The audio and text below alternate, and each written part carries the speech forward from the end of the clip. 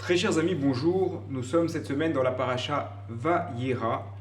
Et dans cette paracha, Abraham et Sarah vont recevoir les malachim, les anges, bien qu'ils ne savent pas forcément au début qu'il s'agit de malachim, d'anges, et ils vont leur préparer un repas. C'est donc Abraham qui va voir son épouse, après avoir fait les courses, si l'on peut s'exprimer ainsi, comme on voit au chapitre 18, verset 6.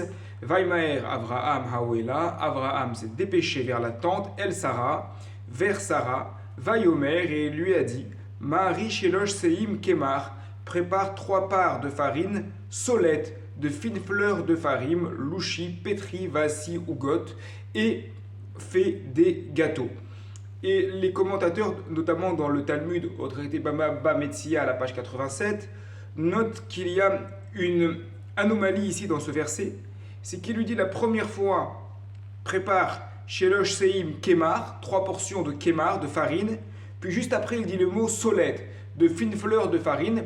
Or ce sont a priori 2 choses différentes, dans le sens que la farine Kemar va être une farine classique, alors que solette va être une farine de qualité qui va permettre de préparer des mets davantage délicats.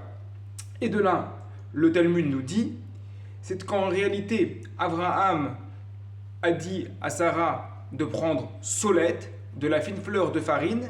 Il a dû lui préciser, parce que d'elle-même, elle était allée prendre Kemar, de la farine un peu plus simple. Ce qui fait dire au Talmud, on voit d'ici, chez Isha, une femme, Eneat Sarah Beochim Yoter Minaish.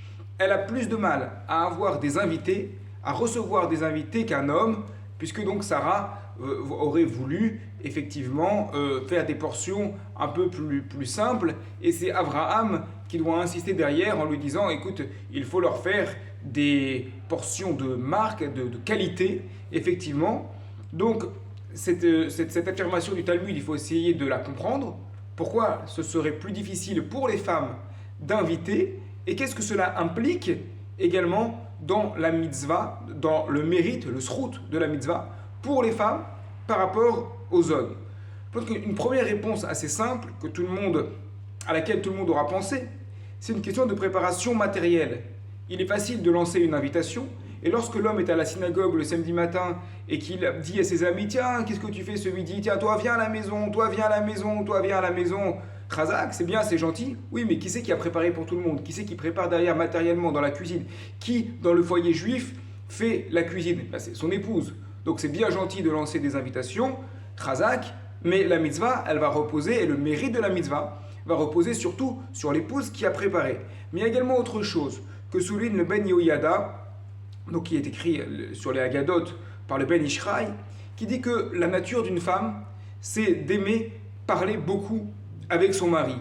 Et une femme, bien qu'elle ait envie évidemment de faire les mitzvot, dont la mitzvah d'avoir des invités, au fond d'elle, elle a envie d'une seule chose, c'est de se retrouver seule avec son mari et de pouvoir parler complètement avec lui. Et à partir de là, du moment qu'il y a des invités à table, cette relation entre l'épouse et son mari va être difficile à mettre en place, quasi impossible, puisque une des lois de Derer Eretz, de savoir-vivre lorsqu'on a des invités, c'est de s'intéresser à eux, de les faire participer à la conversation. Donc c'est très difficile pour la femme d'avoir cette relation qu'elle désire avoir avec son mari à ce moment-là. En fait, cela relève de la nature de l'homme par rapport à la nature de la femme. C'est-à-dire que l'homme va être tourné vers l'extérieur, va être social, il va être régulièrement au contact des autres, alors que la femme va être plutôt dans l'intérieur, et pour dire plus, même dans l'intériorité. Donc elle va s'épanouir à l'intérieur de son foyer, notamment dans son rapport avec son mari. Alors que le mari va avoir un copain ici, un copain là, etc., un collègue de travail, mais la femme, elle va vouloir passer son repas avec son mari. Et donc lorsqu'on regarde la nature de la femme, lorsqu'on regarde la difficulté, le temps que cela prend de préparer pour avoir des invités, eh bien c'est là qu'on peut dire que véritablement les femmes qui ont des invités, que ce soit à Shabbat, à Yom Tov, de manière générale, ont vraiment un srout, ont vraiment un mérite particulier, parce que cela va demander d'aller à l'encontre de sa nature, parce qu'on a envie, quand on est une femme, de rester, de parler tranquillement avec son mari pendant Shabbat, et on n'a pas forcément envie naturellement de préparer toujours plus, donc ça va demander un effort supplémentaire, et plus l'effort est important, plus le srout, plus le mérite les également. Et kol hakavod, vraiment, quel srout, quel mérite exceptionnel, toutes ces femmes juives qui chaque Shabbat, chaque Yom Tov ont des invités à la maison et qu'Akadosh Baruch Hu leur apporte toutes ces bénédictions. Shabbat Shalom à toutes et à tous.